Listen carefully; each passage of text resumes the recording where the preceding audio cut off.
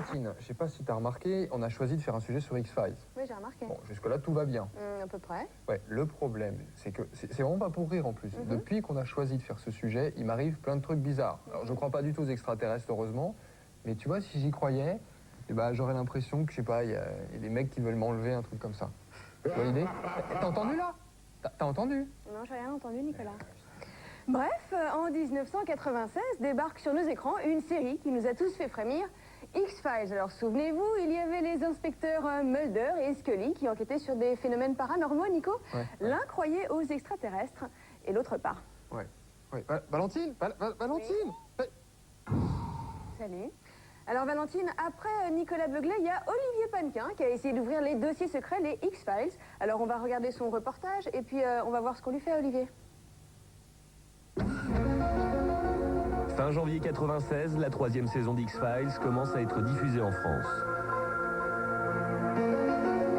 Et le succès est toujours au rendez-vous. Aux frontières du réel racontent les enquêtes surnaturelles que mènent 2 agents du FBI affectés au département des affaires non classées. Êtes-vous au courant de ce qu'on appelle les affaires non classées? Il me semble qu'il s'agit de certains phénomènes inexpliqués. Plus ou moins. Nous comptons sur vous, agent Scully, pour assister l'agent Mulder dans ces affaires.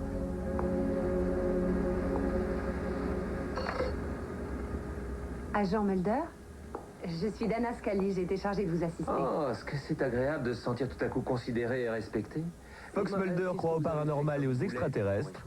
Quand la science conventionnelle ne vous apporte aucune réponse, est-ce qu'on ne doit pas, en fin de compte, introduire le fantastique dans le champ des plausibilités?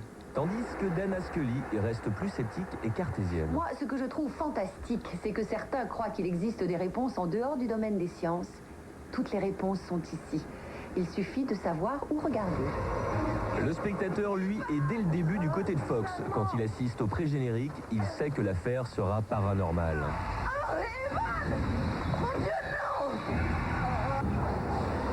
Cette série est née de l'imagination fertile de Chris Carter. Elle lui a été principalement inspirée par 2 séries qui l'ont marqué durant son enfance. Quand on veut connaître le présent, il faut regarder le passé.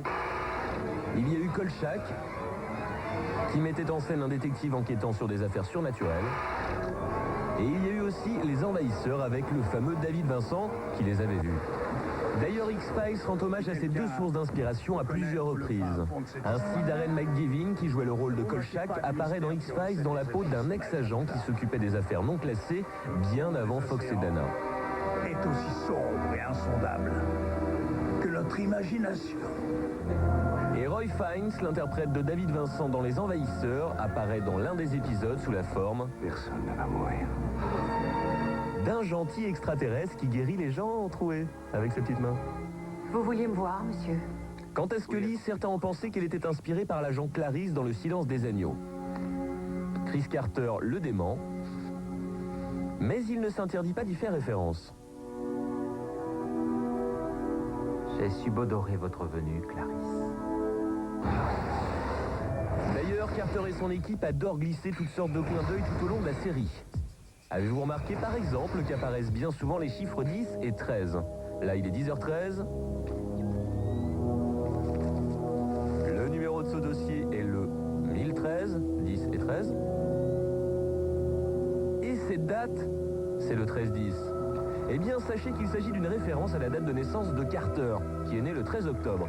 C'est aussi le nom de sa boîte de prod. Plus que de simples clins d'œil, certains épisodes rendent directement hommage à de célèbres films fantastiques comme celui-ci. Mulder, tu n'es peut-être pas celui qu'on croit.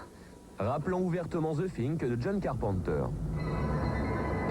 Ou celui-là, dans lequel des créatures invisibles font irrésistiblement penser au Predator. Mais il y a d'autres références plus mystiques. Eh bien, quelles que soient tes convictions, Scully, il doit y avoir un truc incroyable. À la fin de la première saison, Mulder découvre un hangar dans lequel le gouvernement pratique de terribles expériences sur des sujets humains, comme s'il se prenait pour Dieu.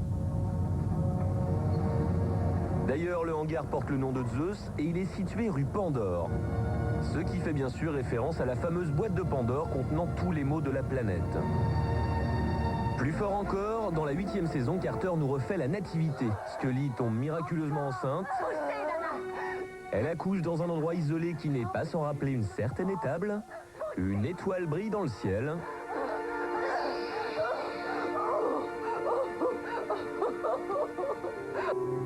Et à la fin, elle reçoit la visite de 3 amis qui ne sont pas sans rappeler les rois mages venus apporter leurs présents. On t'a pas entendu entrer. On est juste venu déposer nos cadeaux.